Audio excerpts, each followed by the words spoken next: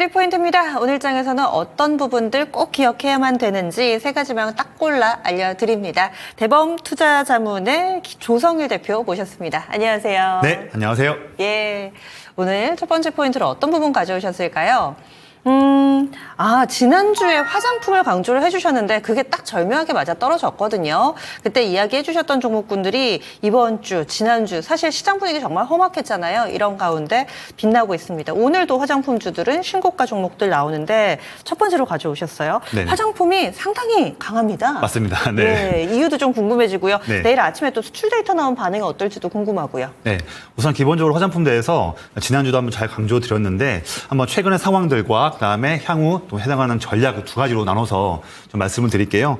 우선 8월 한 달간의 화장품 수출액은 당연히 저는 우리 9월 초에 왔듯이 전년 동기 대비해서 20% 이상 증가했던 모습 나오고 있어. 그러면서 이제 메이저 순매수가 더욱더 강해지는 모습인데 저는 이제 더 잘 받아내는 부분들이 두 가지 포인트가 있는 것 같아요. 보면 지난 방송에도 말씀드렸지만 우리가 특히나 북미 화장품 지금 국내 기업들이 북미 쪽에서 잘 하고 있는 기업들, 이런 기업들의 메이저 순매수가 더욱더 집중되고 있고 주가가 상승하고 있는 부분인데 한다면 더더욱더 우리는 북미 쪽에서 숫자를 잘 내고 있는 기업들에 올 하반기에 더 집중할 줄 알아야 한다. 이런 큰 골자는 유지되고 있는데 그런 부분에서 더욱더 주가가 상승할 수 있는 이벤트들이 이번 9월과 특히 12월 말까지 계속 이어져 있습니다. 두 가지 포인트인데 첫 번째로는 북미 쪽에서 집중해야 되는데 북미에서 10월 달에 우리가 지금 아마존 프라임 데이 하는 일정이 있고요. 또한 10월 말에는 할로윈 데이가 있죠.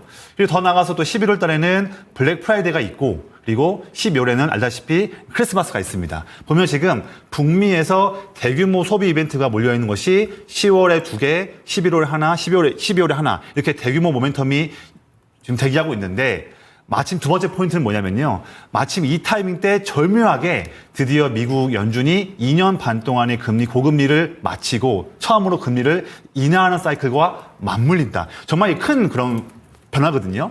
보면 우리가 8월 중순, 추석 연휴겠지. 다음 주인데 8월 중순 때 금리 첫 번째 인하하면서 그리고 11월 초에 한 번 더 인하할 확률 그리고 또 12월 중순 때 한 번 인하할 확률. 지금 남아있는 FOMC 3번이죠.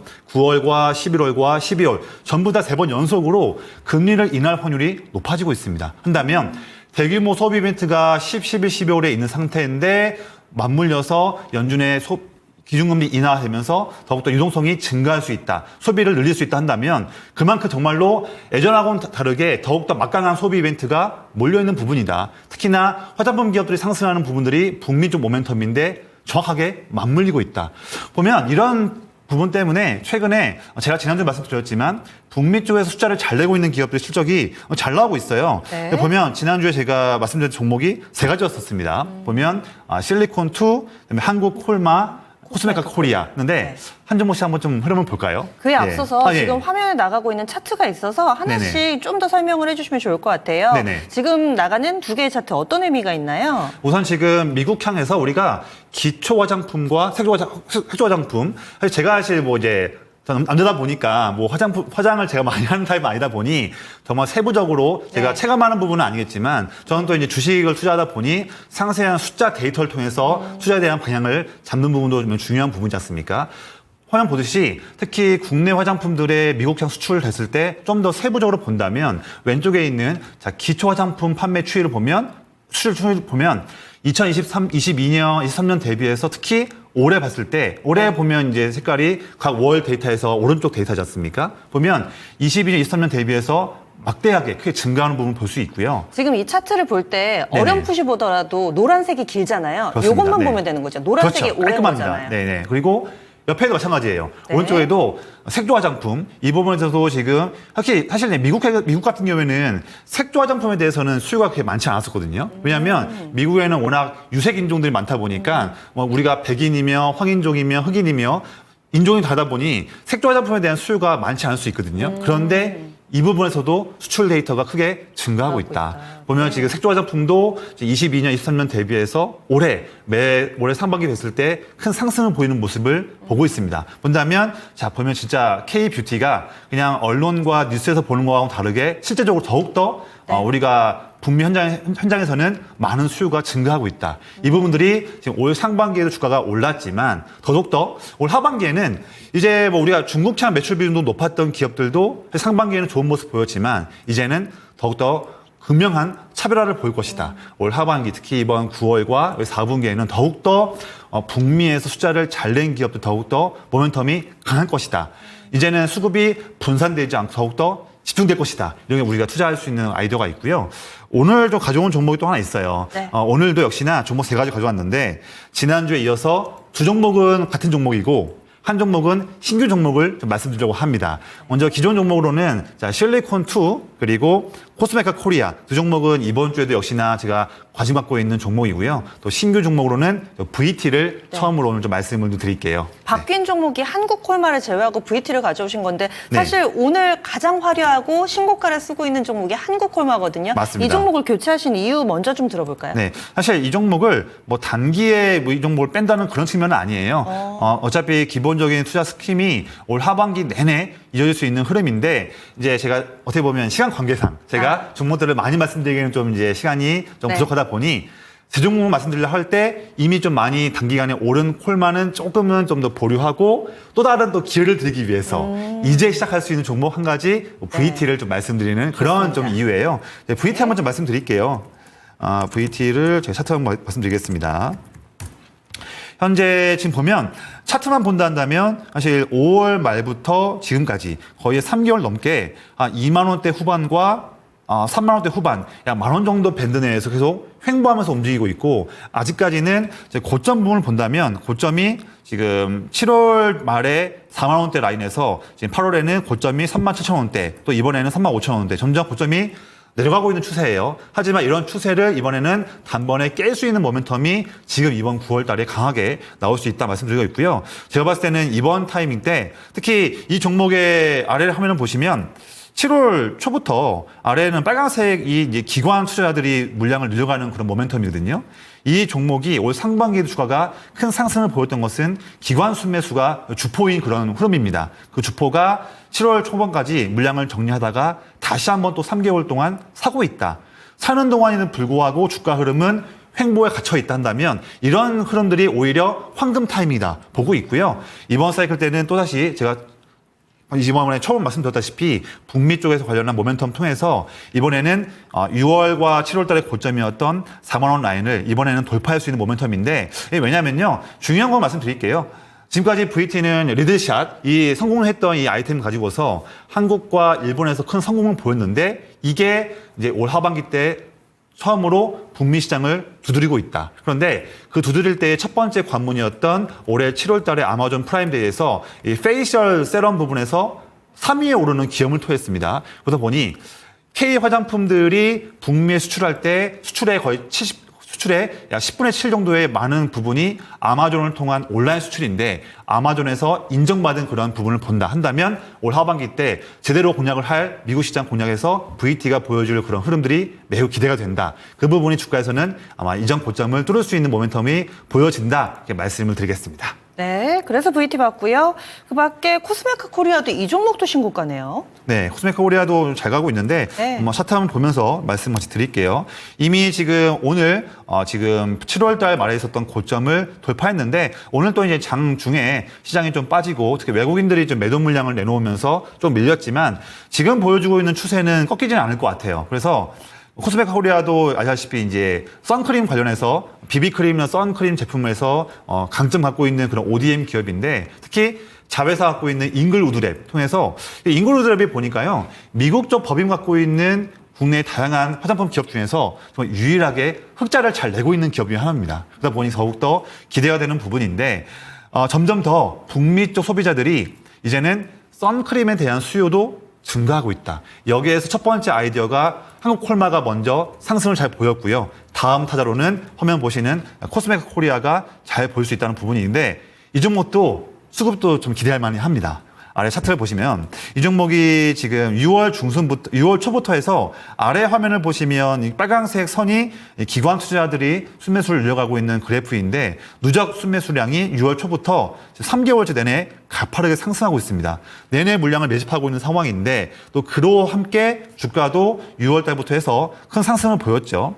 근데 보면 주가가 7월과 8월과 9월 달에는 내내 8만 원대 라인을 쉽게 벗어나지 못하고 있어요. 횡보하고 있는 추세인데 중요한 건 뭐냐면 주가는 지금 2개월 반 동안 내내 8만 원대에서 횡보하고 있지만 이런 때에도 주포인 기관 투자자들은 물량을 더 크게 늘리고 있다 한다면 기관 주포가 바라보는 목표가로는 지금 8만 원대 9만 원 라인이 아니다. 훨씬 높아서 뭐 10만 원을 넘어서 10만 원 초반까지 이상까지도 올라갈 수 있는 목표가로 보고 있는 추세다. 이렇게 좀 말씀을 드리겠습니다. 예, 그리고 마지막 실리콘투는 간략하게만 좀 설명해 주세요. 네, 사실 K 인디 브랜드 기업들이 실력은 갖고 있는데 북미 쪽에 진출할 때에 필요한 뭐 통관 절차나 또는 마케팅이나 또는 홍보 부분에서 세부적인 부분에서 그런 부분들을 좀 영세한 K 인브랜드 기업들이 전부 다 그런 실력을 갖추기는 어렵습니다. 그래서 해당해서 북미 쪽 도전을 할 때에 필요한 제반 상황들을 다 도와줄 수 있는 그런 플랫폼화하는 그런 기업들의 도움을 필요한 부분인데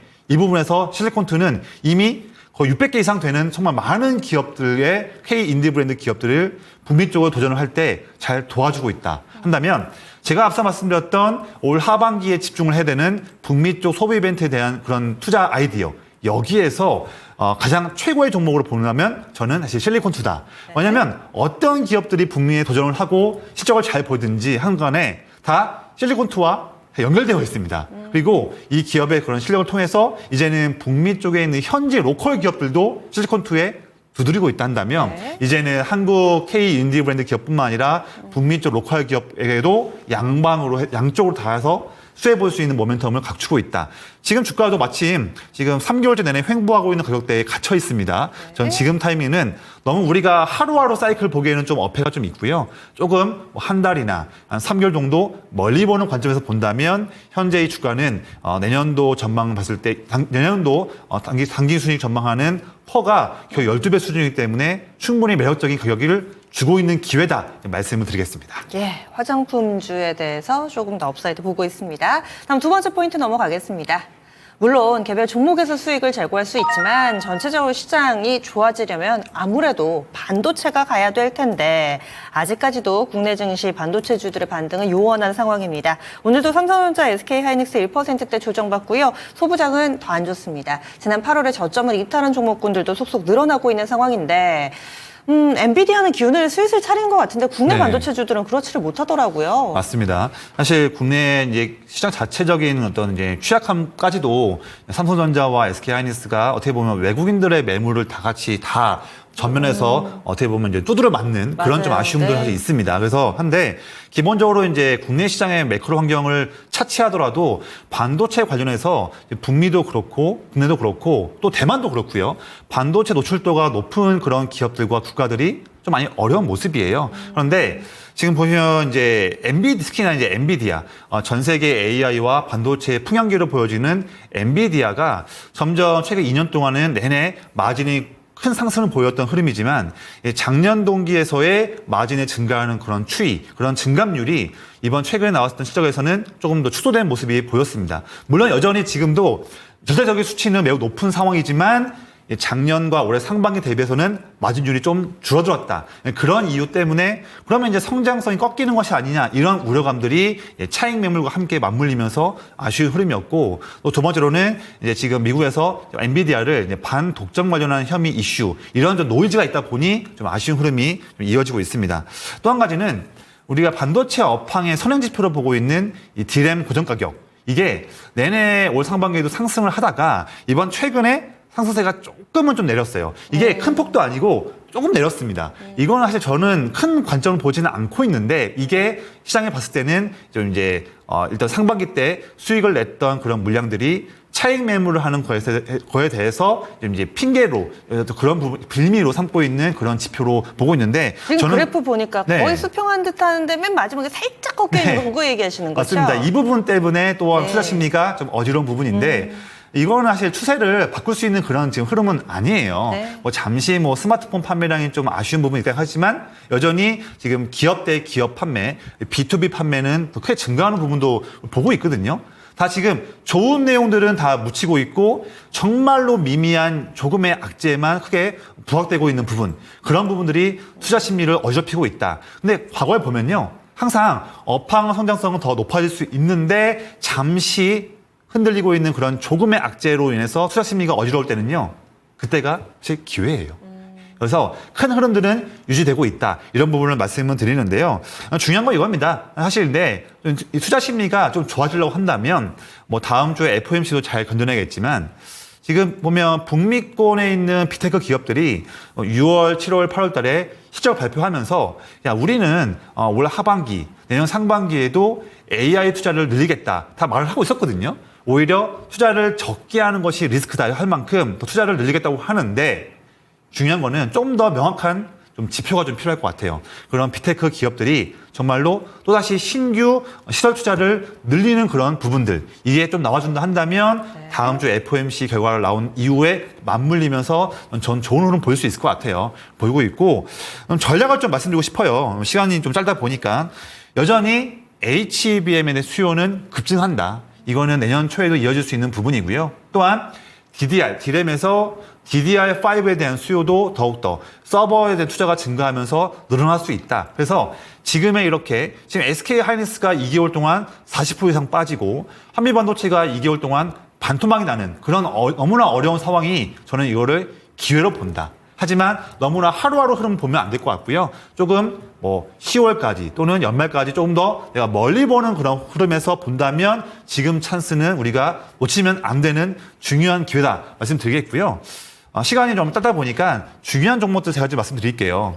네. 종목들을 많이 넓히기보다는 기본적으로 올 상반기 때 대장이었던 종목들을 투자하는 것이 저는 낫다 보고 있고, 종목 세 가지입니다. 첫 번째로는 HBM 수요 증가의 최고의 종목인 한미 반도체. 지금 거의 지금 3개월 동안 거의 50% 이상 빠졌습니다. 지금은 저는 좋은 찬스라고 보고 있고, 하지만 멀리 보는 측면이 다 중요하다 드린 말씀이고요.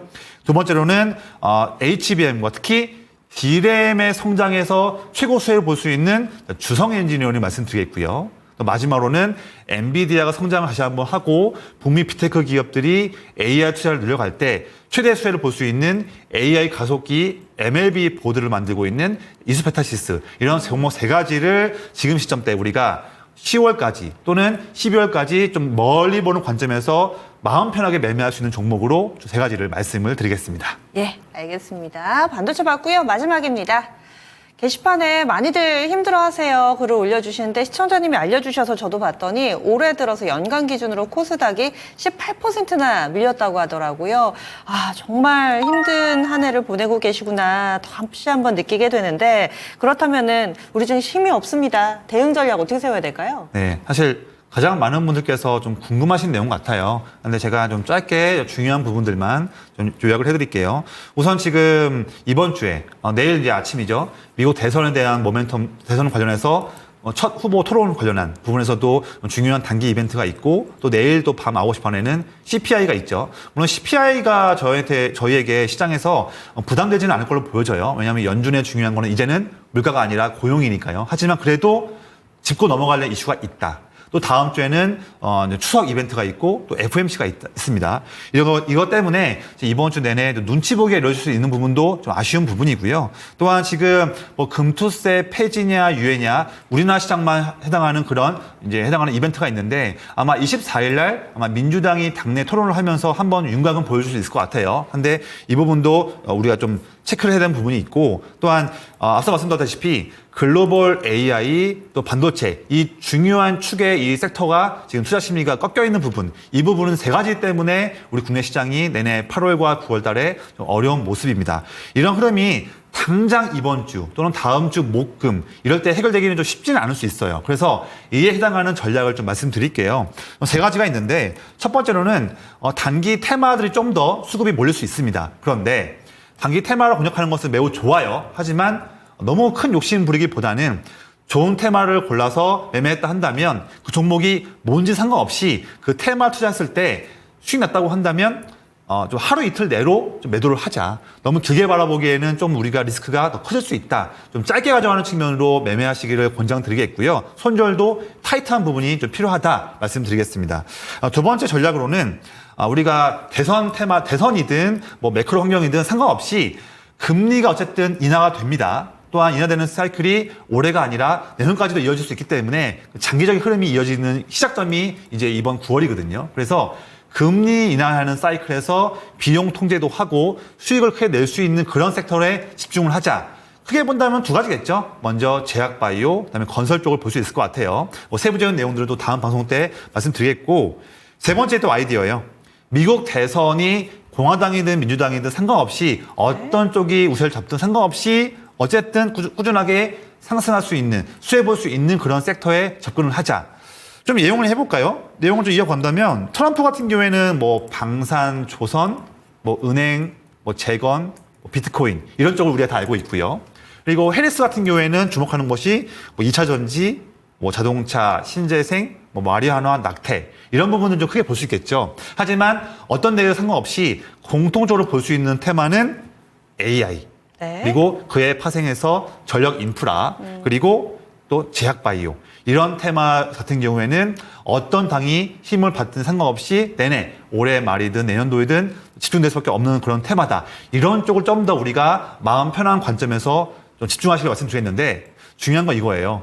매크로가 금리 인하가 됐든 대선이 됐든 겹치는 테마는 제약바이오다. 또한 학회 일정들이 내내 이어지고 있고 또 좋은 모멘텀들이 K바이오도 좋은 모멘텀이 이어지고 있습니다. 또한 오늘 생물보험법 이슈도 나왔고 비만치료제 위고비도 10월 달에 또 우리 출시의 이벤트가 있지 않습니까? 제약바이오 쪽에서 투자할 수 있는 아이디어를 좀 더 집중을 하자. 이거는 제가 예전 방송에서 말씀드렸던 부분이 있으니까 좀 더 자세한 내용들은 다음 또 방송 때 또 내용을 또 보강해서 말씀을 드리겠습니다. 트레이딩, 금리 인하, 미 대선 세 가지로 압축을 해주시네요. 다음 주 추석 관계로 좀 한참 있다가 뵙겠습니다. 네. 아쉽네요. 오늘 말씀 고맙습니다. 네.